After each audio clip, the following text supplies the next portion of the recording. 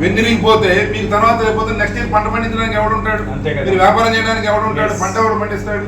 కాబట్టి ఇది చాలా ఇంపార్టెంట్ అండి. మీరందరూ కూడా కంపెనీ వాళ్ళు ఇక్కడ ప్రతినిధులు ఉన్నారు. మానవతా దృక్పథం అనగానే ఇది ఒక బిజినెస్ మినిమం ఎథిక్స్తో మీరు దీంట్లో ఇన్వాల్వ్ అయ్యి ఈ సమస్యని సార్ట్అవుట్ చేసి దీని అడ్వాంటేజ్గా తీసుకోవద్దండి.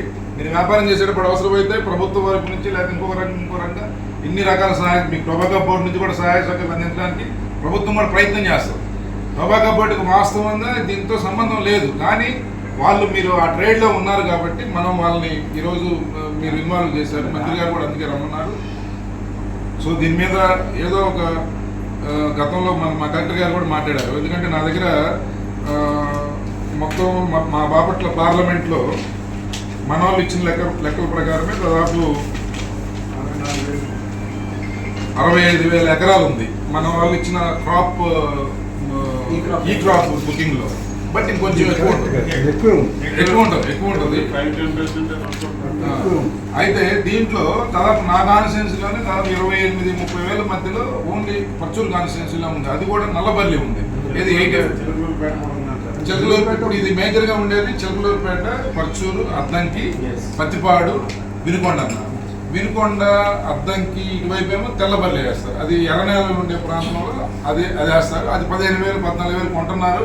అది ఇప్పుడు వీళ్ళు ప్రొక్యూర్మెంట్ కూడా అయిపోయింది. నాకు తెలిసి మ్యాక్సిమం ప్రొక్యూర్మెంట్ ఇయర్ కావాల్సిన ప్రొక్యూర్మెంట్ అయిపోయింది. అంటే దగ్గరకు వచ్చింది. అది తెల్లబల్లిలో కూడా ఉన్న ప్రాబ్లం ఏంటంటే సార్ 85% దాంట్లో ఉన్న ప్రాబ్లం ఏంటంటే సార్, ఒకవేళ వాళ్ళు తీసుకెళ్లారనుకోండి, ఒక 10 ఓకే అంటారు, ఒక 10 మళ్ళీ తిరిగి వెనక్కి పంపిస్తున్నారు. మళ్ళీ ఆ ప్రాబ్లం ఉంది ఇంకా. బట్ ఏదైనా 25% ప్రాబ్లం ఉంది. అదే ఆ రేటు మీద వర్కౌట్ అవుతుంది కొంతవరకు రైతుకి. అంటే ఏరుకున్నాడు రైతు దగ్గరికి వచ్చిన రైతుకు పండించిన సరుకుల నుంచి కంపెనీ వాళ్ళు ఏరుకుంటున్నారు అన్నమాట. ఏది వినియోగదారుడు ఒక రిటైలర్ దగ్గర కూరగాయలు కొనేటప్పుడు ఎట్లయితే పిక్ చేసుకుంటాడో వీళ్ళు మొత్తం కలుపుకొని ఏదో ఒక ప్రైస్కి అట్లీస్ట్ ఇది 1,000 రూపాయలు తక్కువ కొనాలి. అది బాధ్యత. రైతు దాన్ని ఎక్కడ అమ్ముకుంటాడు? వీళ్ళు తప్పితే కొనేవాళ్ళు లేరు మార్కెట్ కదా. ఎవరు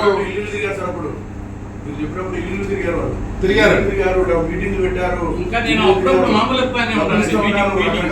మీరు ఒక్కోళ్ళు మోసం చేశారు. అడుగులు